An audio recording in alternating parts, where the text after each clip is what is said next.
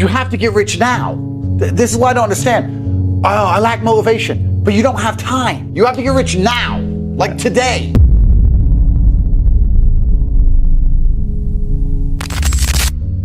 If you're a man and you're not trying to become rich and powerful, I don't know what the fuck you're doing with your time. If you're a man and you're not motivated to do anything it takes to get into the winner's circle, because it's about 50 people on the planet, the main characters. If you're not dedicated, you don't have the motivation, if you're not prepared to do whatever it takes to get to the top, I don't know what the fuck you're doing with your life. But I promise you, although the climb is difficult, it's arduous, yeah, sure. It's gonna hurt on the way up, but it's worth it. I realized I had to get rich when I was 16 years old. I've told this story before, but I was walking to college with 3 of my friends and a guy burnt past in a red Ferrari. And I said to my friends while we were walking, how does this man have 300,000 pounds for a car when none of our families even have cars? Back then, the world was different. It wasn't like it is now. When I was 16, you didn't see money. I didn't see money. I didn't have the internet. I didn't see private jets. I didn't know Monaco. I didn't know Saint-Tropez was a place. I didn't know about girls on yachts. I didn't know about anything. I'm growing up in England, completely flat broke. And the first time I had access visually to money, I knew I couldn't live as a second-class citizen any longer. I make all of this clear to people, and I say that money is a competency test. You simply need to want it. If you want it, you're going to get it. But you're not going to get anything in this life you do not want. The cocaine-addicted hooker addict wants money for cocaine and hookers. That's why he's richer than you. The crack addict needs money for crack. That's how he manages to get some new money every day with no job. You don't want it enough. If you want to get rich, I absolutely guarantee you will get rich.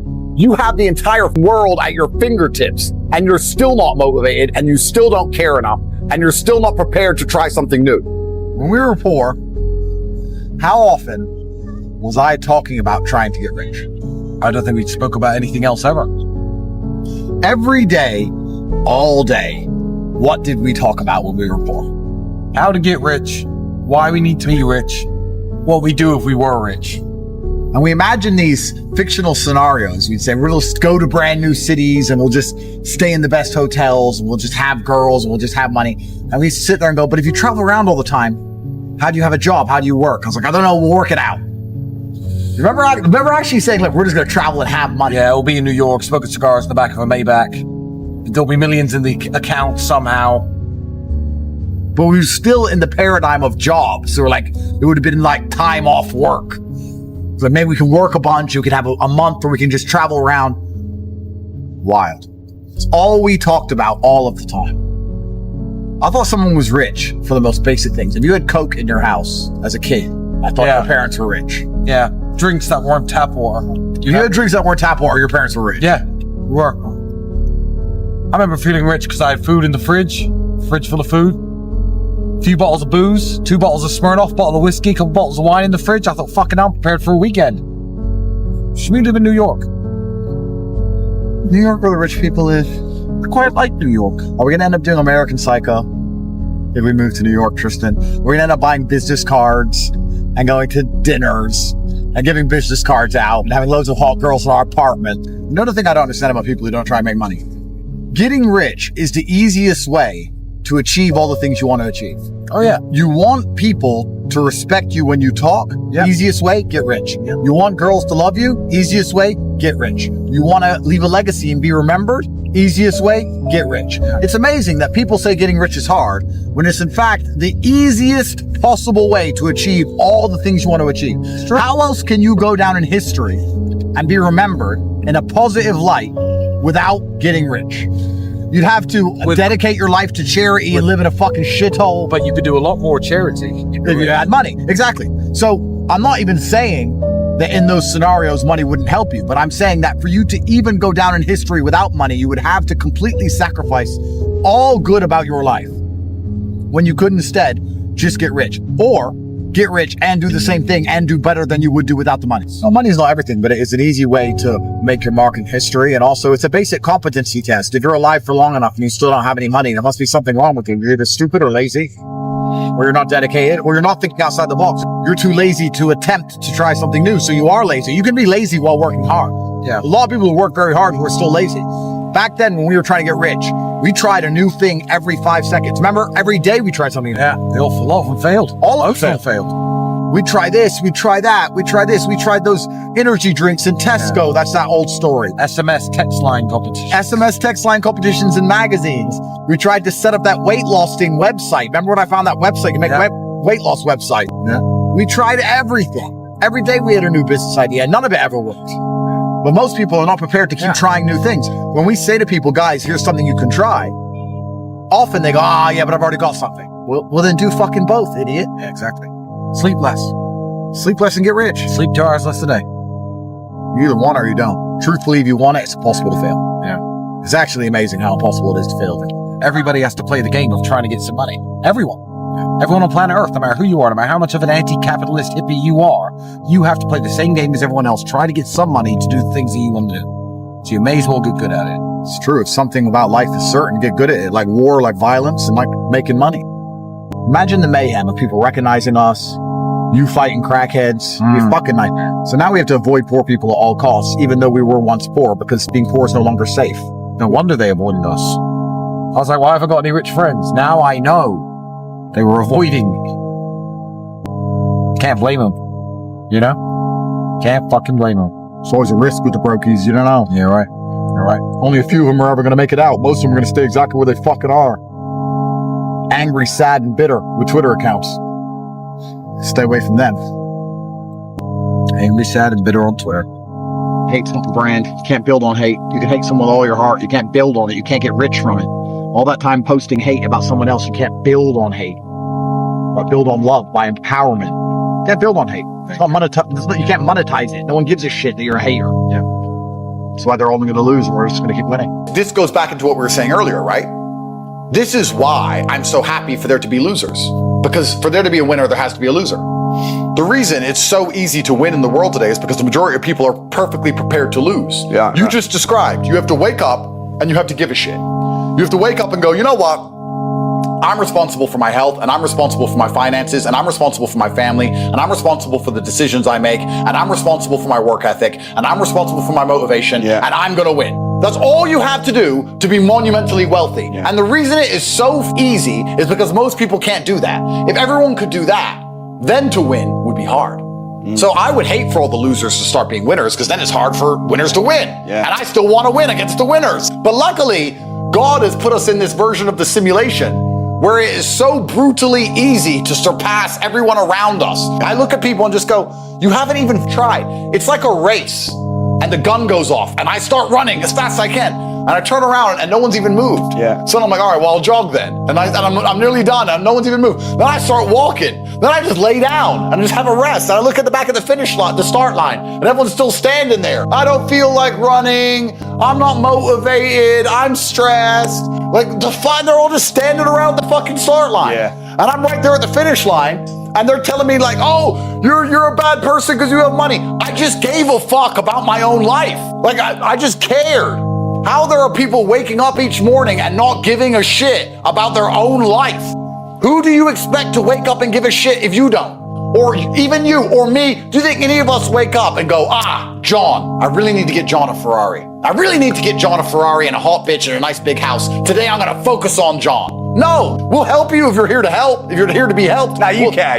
No, you care about John. No, the point is, if John cares about himself, then you're about to help. Then I'll help him. Yeah. But if John doesn't care about himself, I don't care about John. People don't give a shit. And then they expect someone else to give a shit more than they do. And this is the point I was making about John. If you don't care about your own life, no one's gonna ever care about your own life more than you do. You're just gonna perpetually lose and perma-fail. Yeah. That's all you're gonna do. You're gonna perma-fail. Yeah. And it's not my job to drag you up from the gutter. Like you said, free newsletter, fantastic. That still exists. You know, this is another thing that's so incredible about the internet, and we'll tie it into your business as well, about the internet and about computers and these things. The dream, the primary objective of financial freedom isn't Lambos and yachts and these things. It's to not have constant anxiety, stress, and worry and complaints about health or having children or your mother needs you or your car breaking down. It's just knowing that all of life's little problems can be fixed because you have money, because you can pay someone else to fix them. To achieve this dream, men in the 1800s would get into wagons and cross the uninhabited terrain or the unexplored terrain of the United States, risk murder, or kidnapped by the Native Americans, risk malaria or typhoid, and they'd spend 6 weeks traveling from the east of America to go all the way out west. And if they made it alive, they'd buy a shovel and stand in the desert heat all day long, digging in the sand for little pieces of gold. Yeah. The gold rush, people lost their lives for a chance at financial freedom. And nowadays you say to someone, you haven't got to do that. You haven't got to go die in a trench. You don't have to take a 6-week journey across unexplored terrain and risk your life. You haven't got to do that. You know what you have to do? You have to type on a keyboard. You can be rich if you type on a keyboard. They're gonna go, yeah, later. How the fuck do you help these people? Yeah. What can I do? What words can I say? You're a loser. You deserve to lose. I don't feel sorry for you at all, because when I had nothing, I'd do anything it took. If you told me I had to only type on a keyboard, I would have typed on that keyboard non-stop for 72 hours, let alone 8 strokes. Most people who are losing deserve to lose. Everything's fucked. So you're sitting there going, well, I have to predict the future. What allows me to compete and predict the future? Because everything's so chaotic. The only thing I can predict is that I'm going to work harder than everyone else. I'm going to get up earlier than everyone else. I'm going to pay more attention than everybody else. I'm going to research harder than everyone else. I'm not going to feel sorry for myself. I'm going to dedicate myself. I'm going to find some money. That's what I'm going to do. So that's right now, it's almost like go 100% in on yourself season, because you can't even, and I'll apply this to what I do, maybe it applies to you also. Going all in on Bitcoin might backfire. Going all in on property might backfire. But going all in on yourself will never backfire. Right. My mentality currently is I just need to make sure I'm my absolute best self all of the time, and I am permanently motivated to do whatever it takes to win, and I'm the most adaptable. Darwin said it's the most adaptable of the species that survives. It's not the biggest, it's not the strongest, it's the one that identifies that the forest is disappearing quickest and grows some fins and jumps in the ocean. So it's adaptability season now. Here's the thing that's interesting. I, as a man with enough money to never work again for the rest of his life, am spending my days consciously searching and actively planning and trying to identify trends and new ways to make money and new patterns to make sure that I'm not caught last when things do finally shift or change. But a brokey with no money at all doesn't bother. You're going to be last and you're going to get crushed. So you have a personality defect that you need to actually analyze and identify and cure. What the fuck is wrong with you? What is wrong with you where you cannot type on a keyboard to achieve all of your dreams? What is wrong with you where you cannot go to the gym and lift enough weights to be self-confident enough to get any woman that you desire? What is wrong with you? Do you want to lose? Are you so desperate to perma-fail? There's some kind of personality fault with you people. It's not a lack of motivation. No, it's you who have a personality fault. There is something wrong with you that is preventing you from being the man that you could be. And this is the beauty of life as a man. There's nothing better than blaming yourself for absolutely everything that's ever happened to you, waking up and realizing it was all your fault and you're the only one who can fix it. This is so applicable to nearly any problem in your life. 99.9% of girl problems are your fault. It's not women are crazy because she doesn't respect you enough because you haven't done anything which is important or difficult enough to garner her respect. All of the women problems are your own fault, and you should blame yourself completely. The point of brotherhood is to keep you self-accountable. We're talking about absolute monarchy's mentality. The point of brotherhood is for all of the men around you to help you blame yourself for everything that happens to you. The point of brotherhood is for you to go to somebody who you respect, whose voice means something to you, and when you try and cry and complain, they say it's on you to fix. Sure, yeah, that sounds like a problem. You better fix it. You better sort it out. The absolute point of brotherhood is the accountability. And the accountability, the bottom line, the buck stops with you in all things. That's the beauty of it. That is your problem, 100% your problem, and you must take responsibility and accountability for that exact thing. Life as a man is so brutally simple. You wake up and you blame yourself for everything, and you look in the mirror and you say, all of this shit is my fault, all of it. So how do I fix it? So how do I get it fixed? Nobody's gonna come fix it for you. Nobody gives a shit about you. You have to give a shit about yourself. It is down to you and you alone, because nobody else is waking up each day thinking of how they can get you to have more money and you to have a nicer life. They're too busy worried about themselves. Guys, you have to try. Absolutely everything is on your back. Absolutely everything is your fault. But we get a lot of questions asked to us, and even here in Dubai we have people running up to us asking for advice, and the advice is for you to care about your own life, care about the people around you, and realize that you have absolutely no capability as a man, that nobody's going to ever love you, and your love means nothing. There's no point in you loving anybody if you cannot help them. There's no point in you loving anybody if you cannot take care of them when they need you. Your love means nothing if you're useless, and you're not going to have much love in your life if you're useless. So it's very important as a man you blame yourself for absolutely everything and you get it done. Well, this is the thing. If you're a man and you've watched this entire podcast and you do not take action, if you do not finish this podcast and decide to do something to make your life better than what it currently is, your love doesn't mean anything for your kids. This is what's so amazing to me about broke people. As a man, your love only has value if you have capability. When a capable man says, I love you, that matters. When a loser man or a weak man or a lazy man says, I love you, it means nothing because he can't do anything with the love. Your love is empty. Women know this intrinsically. This is why when a loser says to a girl, I love you so much, she's like, I don't care. Because she knows you can't help her. You can't improve her life. You can't protect her. When a winner says, I love you, she feels it. Yeah. Women know this intrinsically. So it's amazing to me that men will sit here. They'll ignore all the advice we've given. And then you want to sit there and say, oh, but I love my kids. No, you don't. If you're a brokey, you don't even fucking love anybody. You don't even love yourself. Yeah. That's the level it's reached now at this point where the world's so fucked.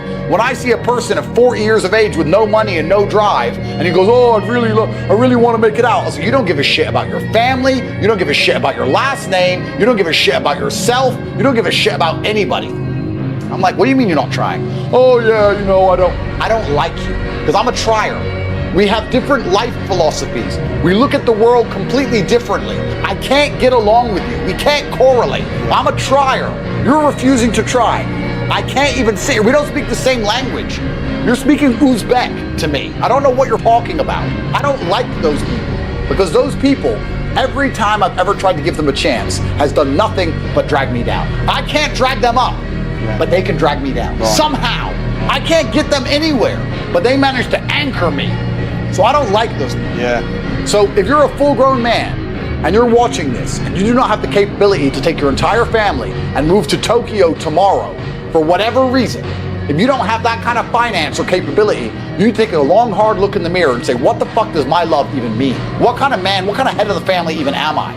I can say I love my wife all day long. I can say I love my kids all day long. What does that even mean if I'm not going to finish work and take an extra hour out of my day to try something new? Your love means nothing if you don't try. Damn, bro, that hit deep, man. But it's true. Brother's job is to force you to be self-accountable. That's what I just said earlier. It's absolutely true. The best thing a brother can do for you or somebody who cares about you, the best thing they can do is to force you to be absolutely self-accountable. And let me give you all a self-accountability test before we leave. It is now April, meaning 2025 is over 30% complete.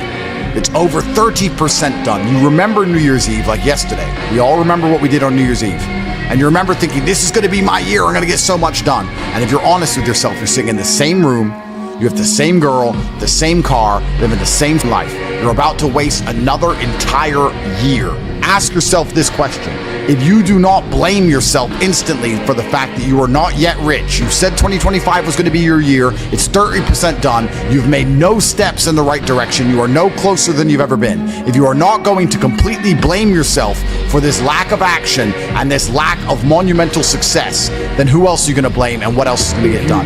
The second you blame yourself, the second you decide it is 100% your fault and your responsibility to change and fix everything is the second things will start to get better. In your mind, you're going to be more motivated to work hard than ever before. Most of you do not use your mind for what it's for. You've forgotten how to imagine things. But you cannot close your eyes and vividly imagine. You can't give yourself goosebumps. You can't evoke an emotion in yourself anymore. This is an age-old skill that humans had very recently up till social media. You should be able to close your mind and imagine the life you want to live so viscerally, to the point where you can taste it, so that this reality, the one outside of your mind, feels like nothing but a prelude, a ramp, which allows you to get where you want to go. The mind is that powerful. If you ask any champion of anything, they always envision themselves as champion all of the time. And the reason they do that is, one, so they feel confident, but two, so that if they don't become champion, they're more angry and more motivated for the next attempt to ensure that they do become champion. So that's the mentality and the mindset you have to have. Your mind is your number one ally in all things. A lot of you have been sabotaged internally by your own mind. Your own psyche is working against you. When you have negative thoughts that prevent you from being the best version of yourself, you should understand that your mind is attempting to betray you, and you should feel disgust because you have enough enemies. There are enough people in that opposing trench trying to destroy you. If you're watching this and listening to this right now, I promise you, if I were to give a button to most humans on this planet, if I were to go up to an average man, 25-year-old man of average income anywhere in the world, and say, if you press this button, this guy's gonna die. And I'll show a picture of you holding your dog, cuddling, being a nice little boy, whatever you're doing. I'll make you look sweet and innocent. I'll say, if you press this button, this guy dies, but you get $100 million. You do understand that 99.9% of people will press that button, right? And they'll take that 100 million without remorse. They won't really think about you very much. And if they do, they'll distract themselves with a Lamborghini and with bitches. That's it. They won't care about you. There's enough people in the opposing trench who are prepared to destroy you for self-interest that the idea of you not having every single part of you on your own side is truthfully sad. You need to be in a better position than that. You cannot allow your own mind to betray you ever. It has to be 100% on side all of the time.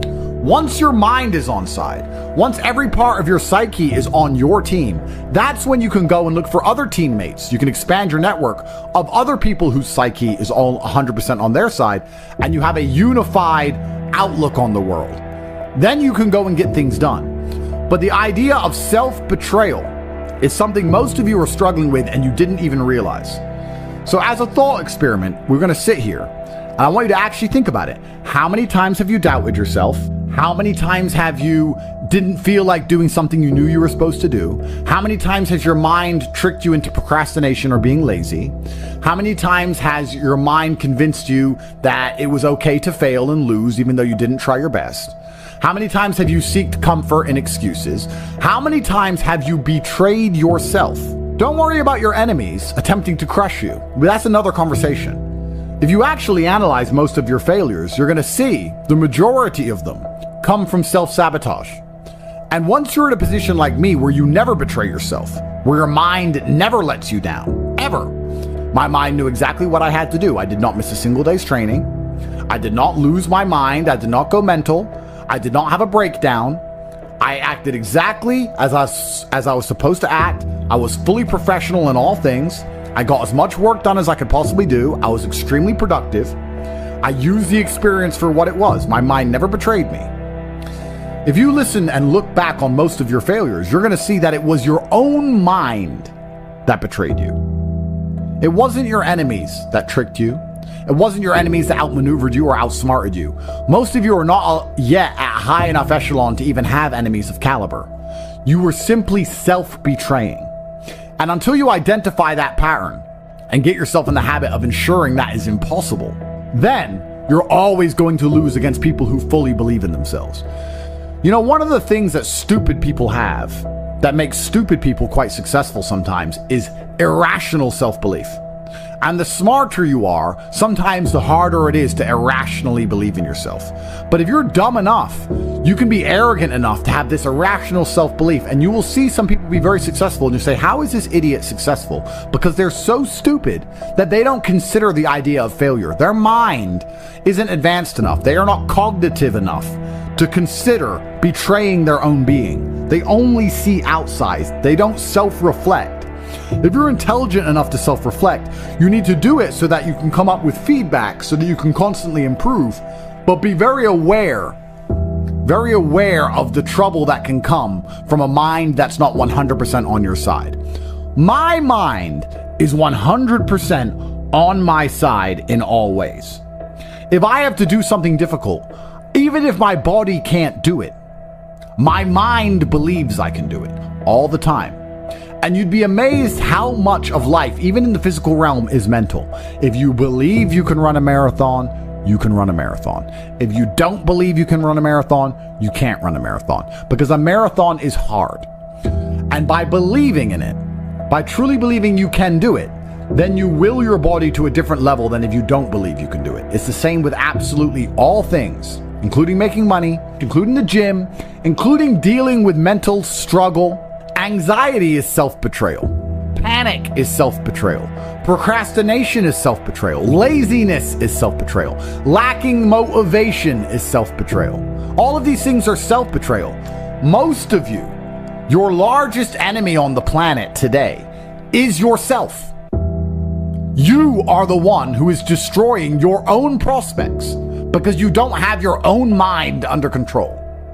And one of the things that's crazy about the world is your mind is one of the few things you can control. You can't control very much else. You can only control your mind. It's the only thing you have control over. So if you don't control it absolutely, you're going through life with no control over anything.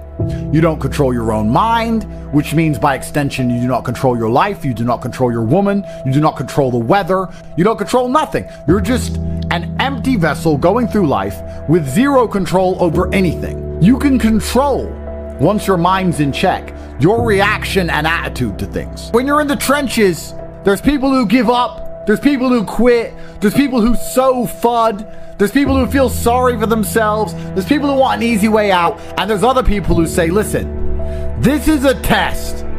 And the only way we're going to get this done is to be irrationally positive all of the time. He's like, well, what can I do about the price of Bitcoin? Perhaps nothing. But the universe may reward you karmically if you at least try to do something positive.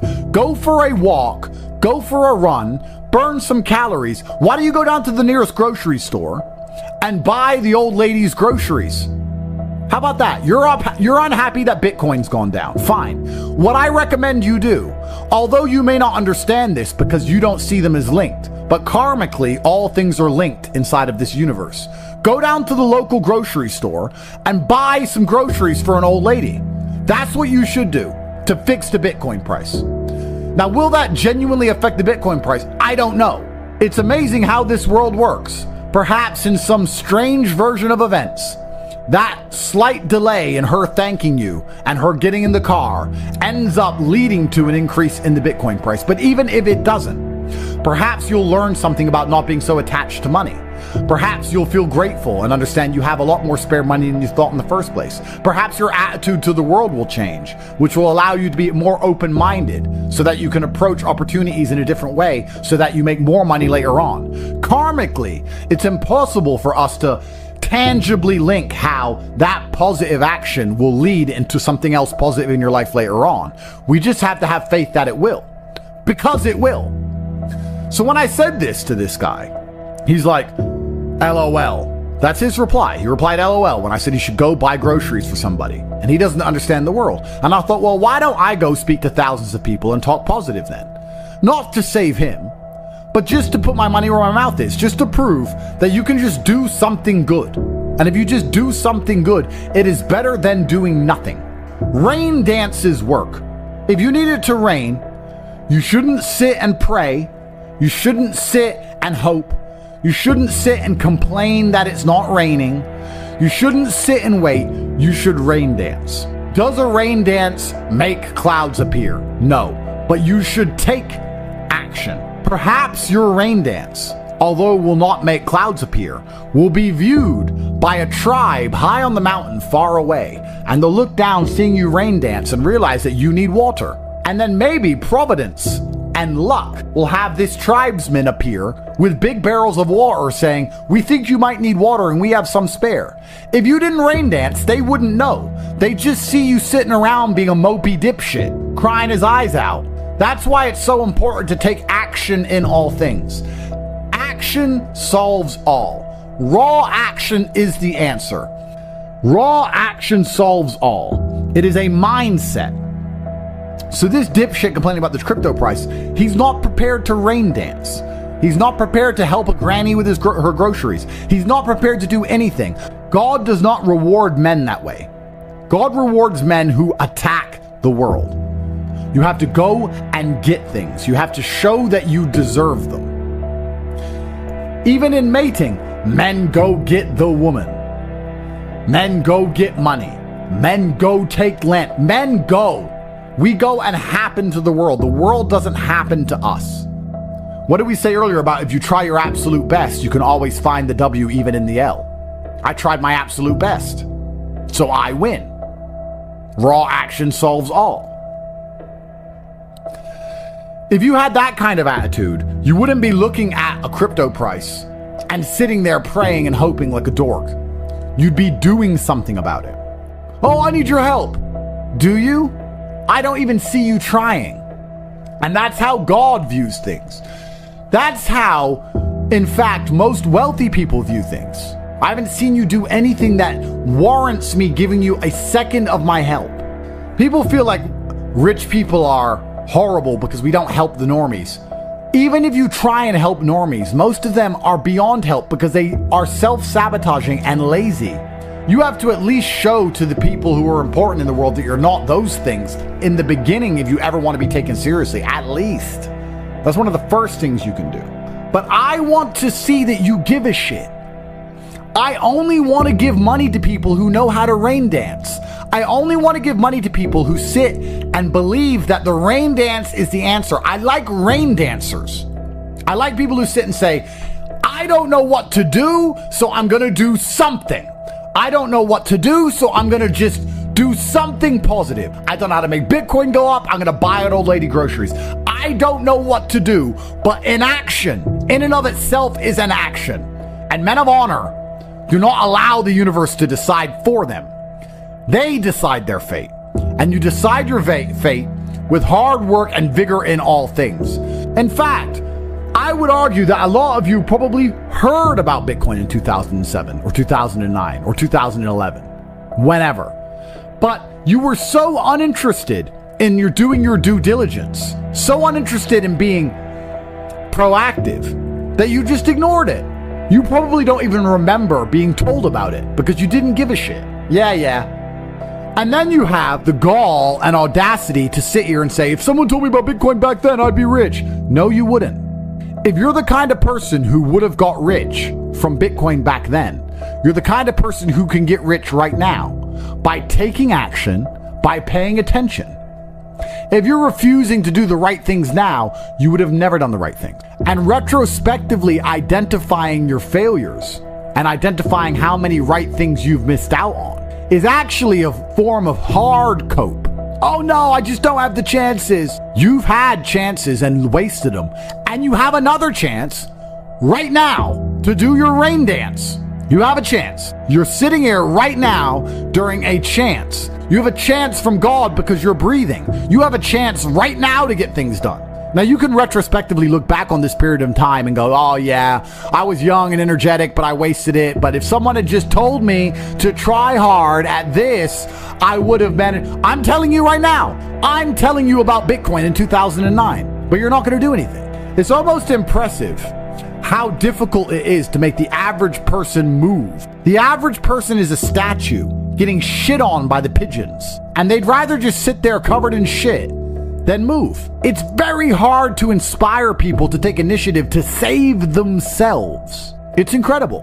Why? When they know that it's going to work. Some people are just born to lose. These are people who are betrayed by their own mind and can't be influenced even from the external because their own mind betrays them. There's a devil on their shoulder constantly holding them back. When you watch old kung fu movies and you see a master and he has chi, I totally understand the danger of a man with endless chi, endless internal power that he can convert into anything he wants it to be, whether it be mental fortitude at the time, physical fortitude, whether he can exert it as an attack. Chi is a super real thing, and it's self-generated. It is a decision. I want you to understand how my mind works. My core principle is endless work. Endless attack. That is how you win in the end. You never give up and you endlessly persevere. It's hard to destroy the man who endlessly perseveres. Perseverance is the key. It is very easy to accept an L when you've tried your best. It's easy. The reason I don't like that saying, well, as long as you tried your best, is because most people don't try their best. If you do try your best, it's very rare you fail. In fact, it's nearly impossible. People say it's okay to lose if you tried your best. The secret to the universe is if you try your best, you hardly ever lose. It takes some freak accident or the will of God to ensure that you don't pull it off if you actually try your best. And on the few scenarios that's happened in my life, I'm happy to take the L because I can say I couldn't have tried any harder. I done my absolute best. I know I did my best. I can't try any harder. God knows more than me, and he decided that things have to be slightly different right now. That's fine. It's easy to take the L if you try your best. So if you try your best, you never feel the bitter sting of regret. You never feel the dark rankness. You never taste failure. It's never in your mouth. It's never lucid. It's never tangible. Because you approached the scenario with absolute vigor. And truthfully, effort is a muscle, like everything else. The more you exercise it, the better it becomes. So even if you try for 100% for something and fail, you've exercised your effort muscle, which means you haven't failed because you've learned something and become better at giving effort to things. You've become better at being concentrated on a task. So it's nearly impossible to fail in these scenarios. A lot of sayings are overused, never a failure, always a lesson. And that's what's annoying about it, because it's true, but it's rarely applicable. You guys will say it's never a failure, it's always a lesson, when you didn't even try. That's wrong. That's a failure. But if you absolutely try your best, then it is a lesson, and there are benefits, right? It's like going for a PB in the gym. You may not get the PB, but your muscles get stronger because you tried so hard. That's how every single task should be approached. I'm trying to lift as much as possible. Perhaps I failed, but because I tried so hard and I strained so hard, my muscles ache and I got stronger anyway. Meaning I did not fail at the task of becoming stronger. There were tangible benefits to my effort in and of itself. Making things happen is the masculine essence to how you should approach the world. Work harder than ever before to be monumentally rewarded more than ever before. It's also about pleasing the universe and showing that you are prepared to put your concentrated calories, the calories you consume, you're prepared to put them into something. You're only going to be rewarded if you differentiate yourself from the crowd via effort. A lot of people don't know how to try anymore, but we are not like that. We know better. We know how to try. That's why we always endlessly win. You should feel genuinely worried about wasting a single second, because you can't let the winners keep dunking on you. I've spoken at length about how the world is getting harder and harder. This is true. This is easy to observe. Everybody knows it. There are people out there in the world who are going to try hard to change that dynamic because they don't believe they can ever be rich.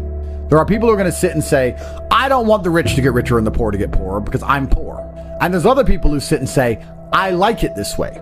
I like this challenge. I like that the game is rigged because now if I get rich, I get richer. That's how rich people think. Winners think, I have no problem with the rich getting richer and the poor getting poorer because I'm going to be one of the rich ones. Losers think, no, we need to spread it all out.